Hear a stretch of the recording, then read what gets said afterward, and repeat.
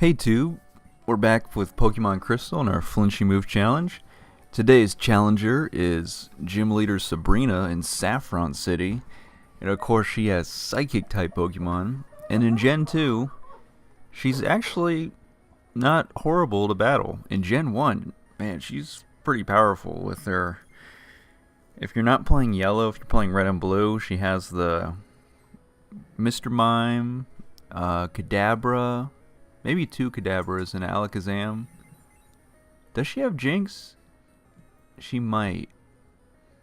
No, oh, maybe she has a Hypno. A Kadabra, Hypno, Mr. Mime, and Alakazam. And then if you play Pokemon Yellow, she has Abra, Kadabra, Alakazam, all at level 50. And that one's actually easier, honestly.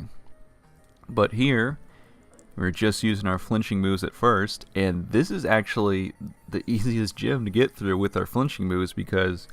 Gyarados knows Bite, which is Dark type, of course super effective against Psychic type Pokemon, although I just got a critical hit on me. And Feraligatr knows Bite, and Sudowoodo has Feint Attack, which is a Dark type move, but it is not a flinching type move, so I'd have to land either a Low Kick, which is not very effective against Psychic type Pokemon, or land a Rock Slide and have it flinch the opposing Pokemon. So I'm just gonna run Bite mostly, honestly, because that's just pretty easy, and I am right around the same level or a little bit lower, in this case 3 levels lower than Espeon, but it's working, you know. I'm just spamming the hyper potions. Sometimes that's just what you gotta do.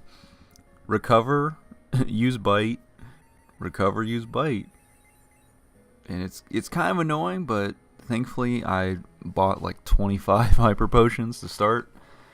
Hit up the Pokemart in Saffron City before I rolled over here because I knew they would have hyper potions. And now that I think about it, when you go and visit Kanto after your Johto journey, I think all the Kanto Pokemarts stock only the high-end items. I mean, they might have super potions now I think about it, but you know how you're playing through Red and Blue in Gen 1, and you can only buy potions and Pokeballs at first, and as you progress, of course, you can buy Great Balls, Super Potions, and then Ultra Balls, Hyper Potions, and then eventually Max Potions, or just full restores. But I believe in Crystal, when you go back and visit Kanto, like the developers, they sorted all that out for you. They thought of everything. And of course we gotta level up with almost 2,000 experience points, with the blue bar being right on the edge there. So yeah, she got a Espeon, but we took that down. And Pokemon Trainer Red at the end of this game is going to have a level 73 Espeon, which is no slouch. I kind of think that Trainer Red should have had a Umbreon, because of course he has Pikachu, Blastoise, Venusaur, Charizard, so he's got the electric, water type, fire type, and grass type covered. And he has Snorlax, which makes sense, I guess, because of the show, the anime or whatever. So that's his normal type. But then Espeon, it just kind of seems tacked on at the end, you know?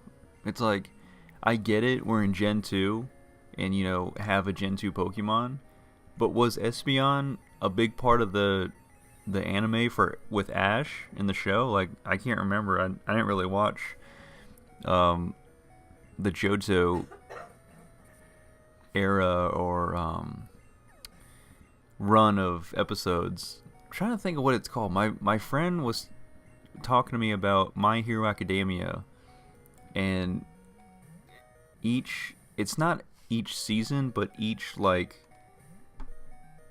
what's it called? Like, each set of events, and there's a name for it, and I'm totally blanking on it right now. I don't know. I'll come back to it later. I hate that. It's on the tip of my tongue, but I can't think of it. But yeah, was Espeon a big part of the anime? Let me know in the comments. I don't know. I'm not really bothered to go look it up, because I'd rather play the video games than watch the show, honestly, or play the trading card game, which is kind of fun, but there's just never anybody to play with because no one I know is really into it. Except for maybe my buddy Maurice. But we'll see about that. But Alakazam is also a tough cookie. And of course he's going to be the highest level, and thankfully he's slightly neutered from Gen 1. With Gen 1, oh my gosh, if you had Alakazam on your team, you were set. Even if you had a Kadabra and you didn't have anybody to do the link cable with and trade to get Alakazam, you were still pretty good. But man, Alakazam's speed and special stat. He would go first every single time, unless the opposing Pokemon had Quick Attack or was like one of the very few Pokemon that was faster than Alakazam. It's just crazy. I'm going to use a Hyper Fang here. I know that I'm going to faint, but I was holding out for the Reflect to fade. And I'm also going to heal up Gyarados. So it works out, like sacrificing Raticate for the greater good here. Because I want Gyarados to catch up a little bit on XP, because Gyarados takes the most XP per level out of all my Pokemon. And even at him being behind by 2 or 3 levels compared to the other ones, he still takes more XP. It's like, dude, are you serious? Like, I know you're a pretty powerful Pokemon, but come on, man. It's like,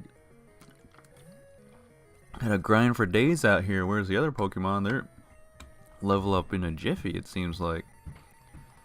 And also, Gyarados' moveset kind of sucks, too. So that's the other reason why it takes so long. It's like, bro, I had to give you Bite, and we got to spread out the HMs, the hidden machines, but you kind of need to take 1 or 2 of the water ones, because, you know, my other Pokemon, they got to have some diverse moves for when we encounter all these different types of Pokemon, and you can't. I mean, Gyarados can learn some diverse moves, but the other ones kind of need them because Gyarados is pretty strong. So he's kind of stuck with Bite, Twister. Twister sucks. It's a flinching type move, but it sucks. I wish Dragon Breath was able to flinch. But anyways, thanks for watching. I will decide whichever next Kanto Gym layer I want to do, because you don't really have to do them in order. 1 through 8. Well, you can't, actually. Not that I can think of. But see you later, tube.